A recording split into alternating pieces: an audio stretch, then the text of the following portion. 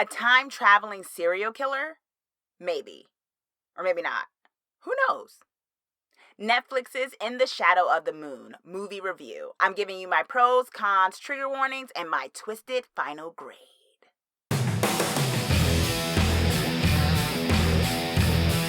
Hey Twisted people, it's your Twisted Girl here, and today I am doing a movie review of Netflix's In the Shadow of the Moon.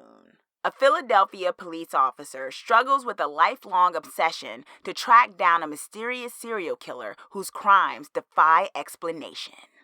The film has a super intriguing mystery, but it lags in multiple places in the film, making it longer than it actually needs to be. But the eventual tie-up of events makes it all worth it.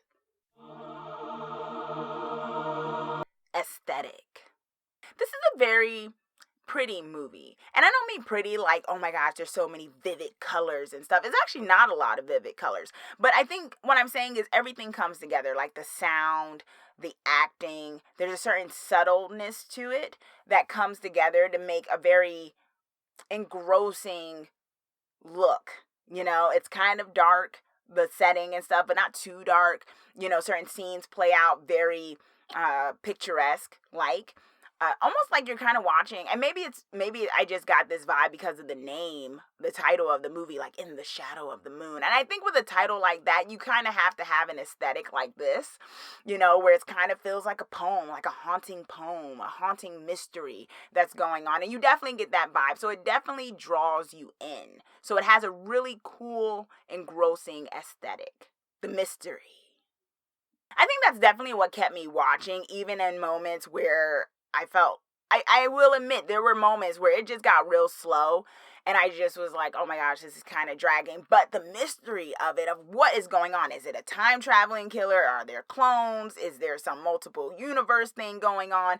How is the serial killer able to be in various places? Like, what is happening here? And I think they did it in such a way that it kept me watching, even on moments where I was like, man, this pacing is kind of bad, but, and I'm glad I stuck through it, but they definitely draw you in because they don't show their hand on what the mystery actually can be or is. You have your thoughts, and they play into it a little bit, but then as it goes on, it's kind of, like I was saying, it's engrossing enough where you're like, well, maybe I'm not right, I don't know.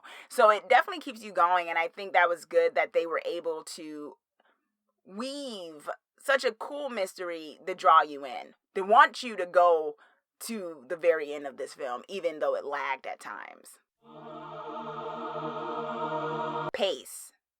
This movie is about 2 hours long. It doesn't need to be 2 hours long.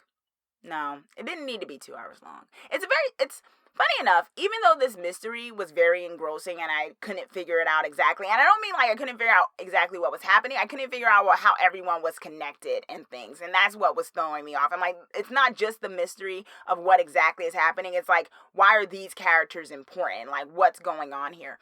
And so that was great, but then there were moments where it was just so slow. And like I said, how this movie is kind of picturesque and kind of like quiet and stuff. There were times when it was maybe too quiet and maybe too picturesque, where there wasn't enough happening.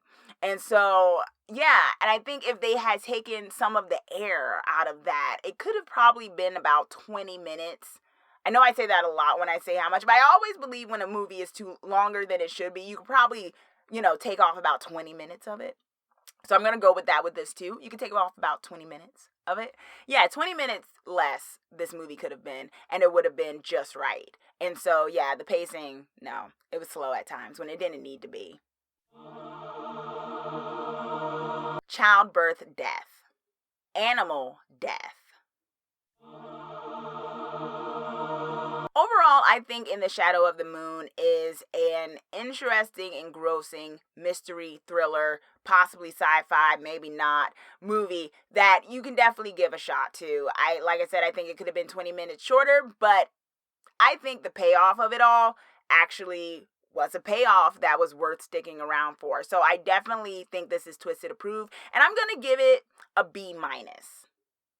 Okay, y'all, so that is my twisted final grade and my pros, cons, trigger warnings for In the Shadows of the Moon. The new Netflix at the time of this filming, original movie. And yeah, what did you think of my pros, my cons, my trigger warnings? Do you agree? Are you looking forward to it? Did you think the payoff was worth it if you watched it? Are you intrigued at all by the look of it if you haven't watched it? Let me know. Comment down below with your thoughts. And also, be sure to subscribe, and also be sure to press that notifications bell button, whatever it is, so that you are the first to know when I post my videos of all things horror and dark fantasy.